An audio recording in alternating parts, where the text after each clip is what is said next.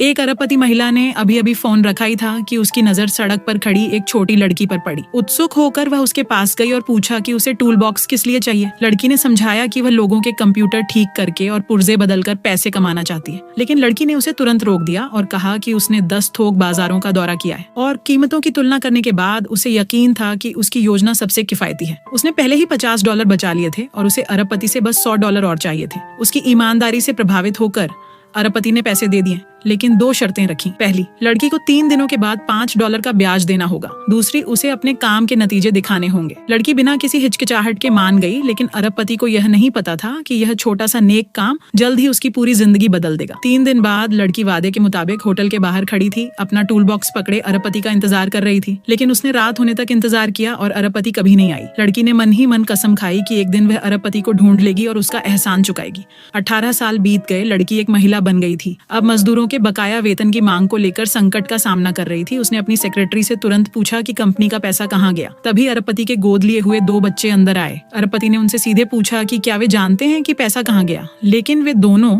जो कभी प्यारे और आज्ञाकारी थे, अब ठंडे लहजे में बोले कि वे वित्तीय समस्या तभी हल करेंगे जब वह कंपनी उन्हें सौंपने के लिए सहमत हो जाए। अरबपति वहीं जम गई। उसने कभी नहीं सोचा था कि जिन बच्चों को उसने 1 दशक से ज्यादा समय तक पाला था, वे ऐसे नाजुक पल में उसे धोखा देंगे। दिल टूट गया था। वह जानती थी कि सबसे जरूरी बात बाहर इंतजार कर रहे मजदूरों को शांत करना है। इसलिए वह आगे आई, अपनी स्थिति समझाई, फिर घुटनों के बल बैठ गई। बस एक और दिन की भीख मांगते हुए वादा किया कि वह एक पैसा चुकाएगी।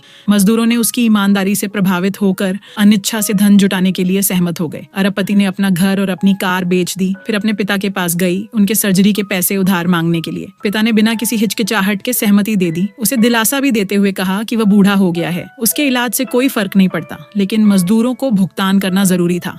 अरबपति ने अपनी सबसे अच्छी दोस्त के बारे में सोचा, जिसकी उसने अतीत में मदद की थी, लेकिन उसे यह नहीं पता था कि उसकी दोस्त ही इस सब के पीछे थी।